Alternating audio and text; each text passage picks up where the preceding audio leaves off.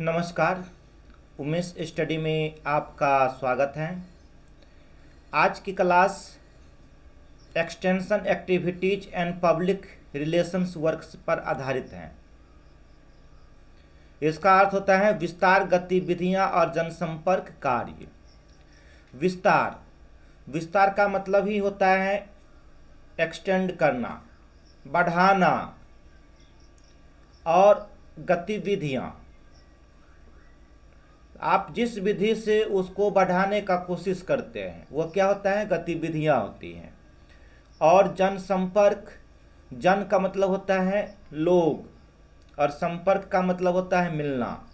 और इसके लिए आप अपने विस्तार करने के लिए लोगों से जो आप संपर्क करते हैं वही जनसंपर्क कहलाता है। और ये सभी वर्क जो है क्या होता है, कार्य कहलाती है। तो यहाँ पर विस्तार गतिविधियाँ और जनसंपर्क कार्य से संबंधित आज की क्लास है। यह extension activities and public relation work पर आधारित है। तो आप समझ गए हैं जनसंपर्क। जनसंपर्क का अर्थ ही होता है पब्लिक रिलेशन, अर्थात पब्लिक रिलेशन का संक्षिप्त नाम है अंग्रेजी में PR। जनसंपर्क को इंग्लिश में पब्लिक रिलेशन कहते हैं और उसी को संक्षेप में क्या कहते हैं, PR कहते हैं। और जो संगठनों और जनता के बीच अपनी प्रतिष्ठा, छवि और अच्छे और लाभकारी संचार के निर्माण और रखरखाव के लिए जिम्मेदार होता है। किसी भी व्यक्ति को अच्छा या खराब जनता ही बनाता है। और उस व्यक्ति का छवि जो है जनता के बीच में कैसा होता है, उसकी प्रतिष्ठा, छवि और अच्छा कर्म, ये सभी जो है जनता ही उसका क्या करते हैं, मूल्यांकन करते हैं। तभी जाकर के कोई संस्था या कोई संगठन का क्या होता है, विस्तार होता है। और कोई भी संगठन या कोई भी संस्था का विस्तार तब तक नहीं होगा जब तक वह जनता के जनसंपर्क में नहीं आएगा। तो वही है जनसंपर्क। जैसे उमेश स्टडी को भी आगे बढ़ाने में आप सबों का बहुत बड़ा योगदान है। इसके लिए मैं आप लोगों को दिल से धन्यवाद देता हूँ। और आप लोग का सहयोग नहीं मिला रहता तो आज मैं भी आगे नहीं बढ़ता। मुझे और भी आप लोगों के सहयोग की आवश्यकता है। मैं आप लोगों से सहयोग की आशा रखता हूं। आज क्लास भी इसी से संबंधित है, विस्तार गतिविधियां और जनसंपर्क कार्य। एक संगठन में जनसंपर्क के मुख्य कार्य क्या होता है, तो सबसे पहला मुख्य कार्य होता है छाप या छवि बनाना। उस व्यक्ति के ज्ञान के स्तर के अनुसार किसी व्यक्ति या उत्पाद या स्थिति पर किसी की छाप पड़ती है। यह छाप या छवि जनता पर सबसे अच्छा आप किस तरह से मोटिवेट करते हैं, जनता के बीच में आप किस तरह से अपना रिलेशनशिप कायम करते हैं, यही है। और वह तभी संभव होता है जब आपका उस क्षेत्र में अनुभव होता है, उस क्षेत्र में ज्ञान होता है।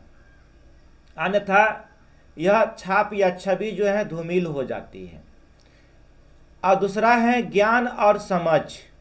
ज्ञान और समझ का मतलब होता है आंतरिक जनता और बाहरी जनता को सटीक जानकारी और आसानी से समझे गए प्रारूप में जानकारी प्रदान करने में सार्वजनिक संबंध बहुत महत्वपूर्ण होता है।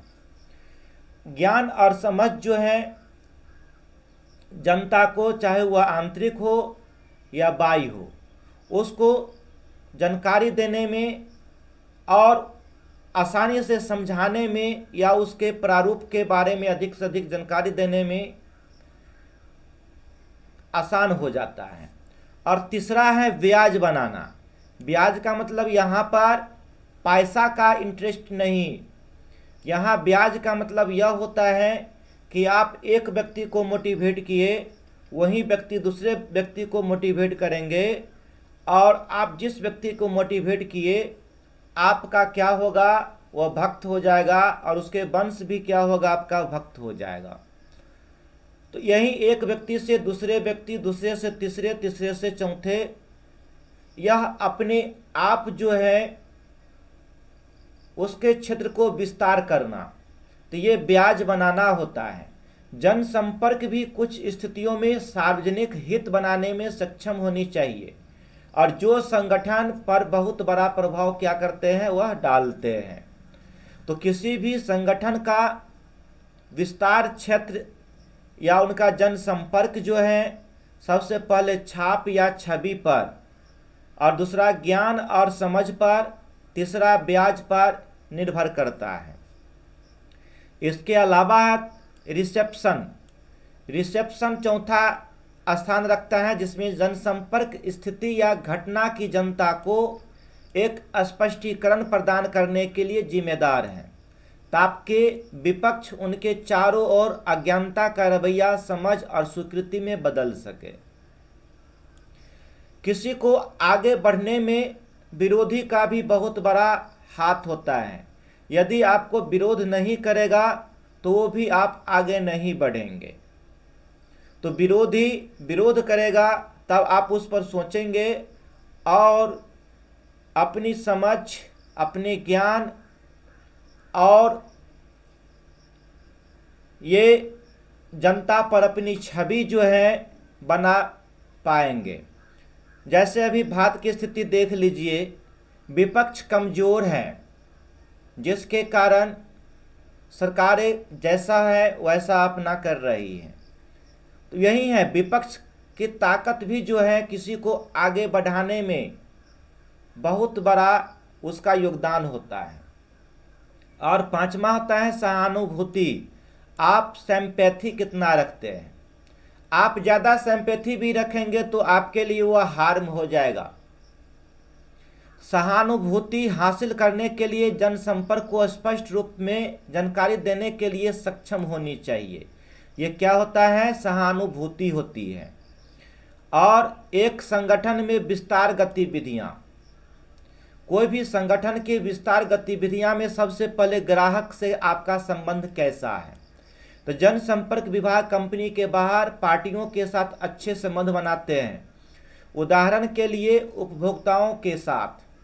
उसी प्रकार से जब कोई पाठक आपके पुस्तकालय में आते हैं, तो जब कोई पाठक पुस्तकालय में आते हैं तो आप उस पाठक के साथ किस प्रकार का संबंध बनाते हैं, उसके साथ आपका व्यवहार कैसा है। और मैंने शुरू में भी बोल दिया हूँ कि आते ही उसके साथ ज़्यादा घुल मिल नहीं जाना है। थोड़ा दिन के बाद क्या है, उसके साथ थोड़ा ठीक से बातें करनी है। और बहुत पुराने कस्टमर हो जाएंगे तो उसके साथ बहुत अच्छी तरह से बातें करना है। ऐसा नहीं कि नए कस्टमर को डांटना है, चप ये हमेशा उसको दुत्कारना है या उससे बातें नहीं करना, ऐसा नहीं। उससे सिर्फ मतलब से जितना काम है उतना से ही काम लेना है और उसी से संबंधित बातें भी करनी है।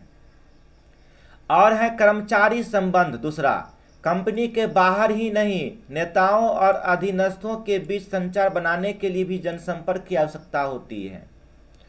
और है तीसरा, सामुदायिक संबंध। सामुदायिक संबंध का मतलब, सामुदायिक संबंधों का उद्देश्य कंपनी और संबंधित पक्षों जैसे भागीदारों और कुछ समुदायों के बीच अच्छा संबंध बनाना होता है। और चौथा होता है सरकारी संबंध। संगठन और सरकार के बीच एक अच्छा संबंध बनाना चाहिए, और तभी जा करके कोई भी संस्था जो है उन्नति करती है। और पांचवा है मीडिया संबंध। मीडिया एक महत्वपूर्ण भूमिका निभाता है और इसे कंपनी के जनसंपर्क से प्रभावित होना चाहिए, क्योंकि कॉर्पोरेट छवि के अधिकांश स्रोत यहां से प्राप्त होते हैं। देखिए, मैं बार बार कह रहा हूं, अगर आपकी विजिबिलिटी कम है तो आप वीडियो पर क्लिक करके सेटिंग पर क्लिक कीजिए, और सेटिंग पर क्लिक करने पर उस पर 720 पिक्सल पर क्लिक कीजिए। और वीडियो को अगर पूरा स्क्रीन पर देखना है, फुल स्क्रीन पर देखना है, तो वहीं सेटिंग के बगल में एक चरखूट जैसा जो है चिन्ह है, उस पर क्लिक कीजिए। 2 बार उस पर क्लिक करना है। एक बार जो क्लिक कीजिएगा तो लंबा में छोटा बनेगा, फिर उस पर जाके एक बार क्लिक करना है, तब वह पूरा फुल स्क्रीन में बन जाएगा और तब आप पूरी साफ और अच्छे से जो है आप उसको पढ़ पाएंगे और आपका साउंड इको जो होता है वह साउंड इको भी नहीं होगा और एक ही आवाज़ 2 बार या 3 बार नहीं सुनाई देगी। तो आप अभी भी सेटिंग में कर लीजिए। मैं आपके लिए 30 सेकंड के लिए रुक रहा हूँ, आप सेटिंग कीजिए। वीडियो पर क्लिक कीजिए, गोल चक्की पर 720 पिक्सल पर क्लिक कीजिए और उसी के बगल में एक 4 गो लाइन होगा स्क्वायर के जैसा, उस पर क्लिक कीजिए। फिर वह आपको लंबा गहरे वीडियो चला जाएगा, छोटा में फिर वहाँ पर जा कर के वही करना है, 4 फुट वाला पर क्लिक करना है और वो तब देखिएगा वीडियो जो है अपने आप पूरे स्क्रीन पर हो जाएगी और वो स्क्रीन लॉक और आपका साउंड इको नहीं होगा। आप सेटिंग कर लिए हैं।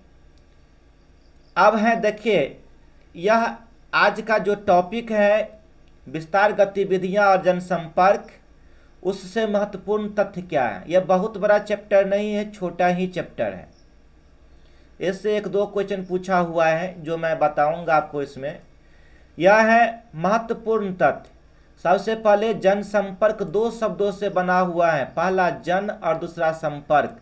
इसका अर्थ होता है जनता से संपर्क। और जनसंपर्क अंग्रेजी के किस शब्द का पर्याय शब्द है, तो पब्लिक रिलेशन। अर्थात आपको पब्लिक के साथ कैसा रिलेशन है, आप इसके साथ किस प्रकार का बिहेव करते हैं, यह सबसे ज़्यादा महत्व रखता है। पब्लिक रिलेशन से पहला और दूसरा अक्षर का क्या अर्थ है। पब्लिक रिलेशन में पी का अर्थ जो होता है परफॉर्मेंस, आपको जनता के बीच में कैसा परफॉर्मेंस है। और दूसरा रिलेशन है, आर का मतलब होता है रिक्रिएशन अर्थात रिकॉग्निशन। यह जो है आपकी पहचान किस तरह से है उसका यह, तो यही आपका पब्लिक रिलेशन होता है। अगला है संगठनात्मक स्तर के अनुसार जनसंपर्क को कितने भागों में बांटा गया है। यह बनता नहीं, बांटा गया है सो होगा।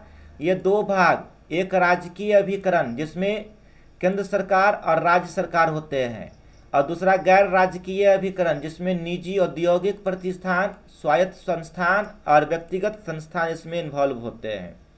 तो कोई भी संगठनात्मक स्तर के अनुसार जनसंपर्क को 2 भागों में बांटा गया है, पहला राजकीय अभिकरण और दूसरा गैर राजकीय अभिकरण।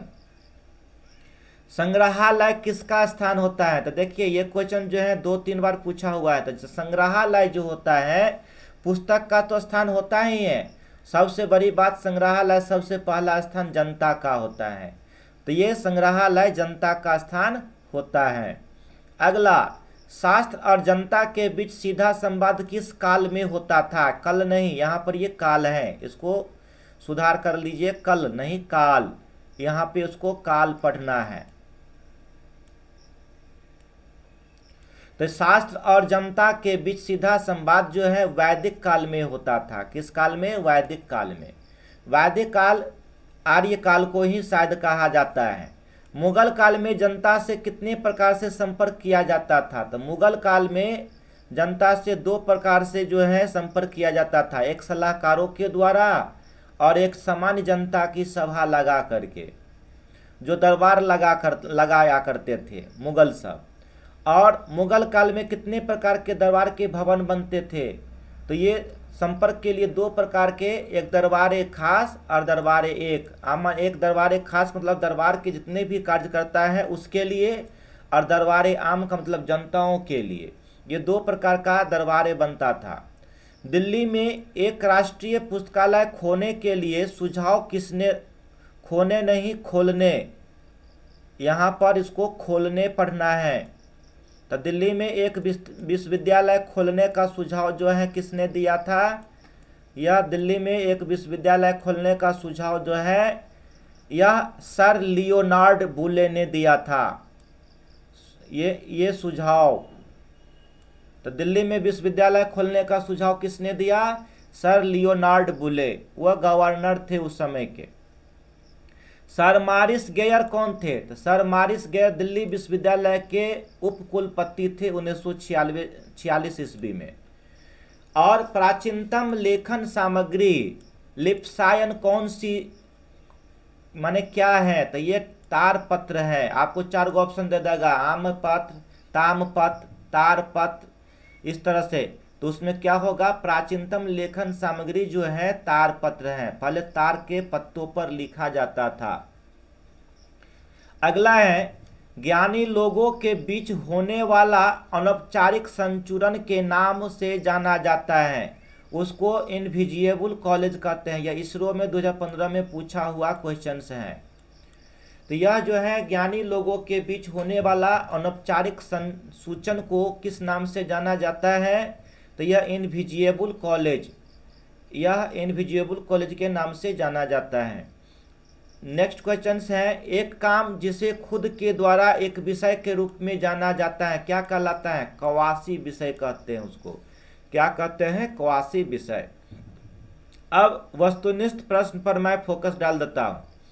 जनसंपर्क कितने शब्दों से बना हुआ है? तो मैं ऊपर बता दिया हूं, 2।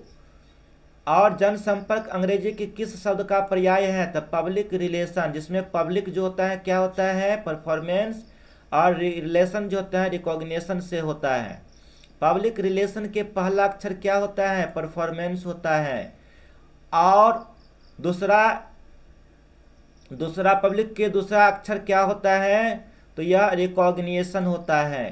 संगठनात्मक स्तर के अनुसार जनसंपर्क कितने भागों में बांटा गया है? तो 2 भागों में।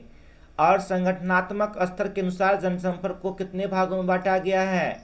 सॉरी, माने कौन सा भाग नहीं है? तो ये सामाजिक प्रतिष्ठान इसका भाग नहीं है।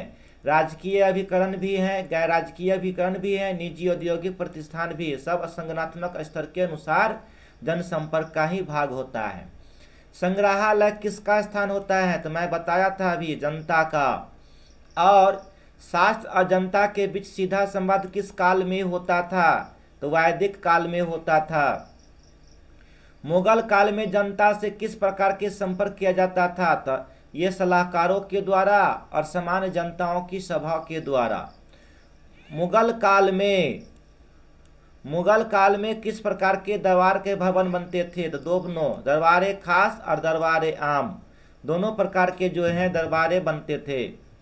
दिल्ली में एक राष्ट्रीय पुस्तकालय खोलने के लिए किसने सुझाव दिया? तो सर लियोनार्ड बुले ने इसका सुझाव दिया था। सर मारिस गेयर कौन थे? तो सर मारिस गेयर दिल्ली विश्वविद्यालय के उपकुलपति थे। प्राचीनतम लेखन सामग्री कौन सी है? यह तारपत्र है। यह तारपत्र क्या है? प्राचीनतम लेखन सामग्री है। ज्ञानी लोगों के बीच होने वाला अनौपचारिक संसूचन के नाम क्या था, या किस नाम से जाना जाता है? तो ये इनविजिबल कॉलेज के नाम से जाना जाता है। और लास्ट क्वेश्चन है, एक काम जिसे खुद के द्वारा एक विषय के रूप में जाना जाता है वह क्या कहलाता है? तो कवासी विषय कहलाता है।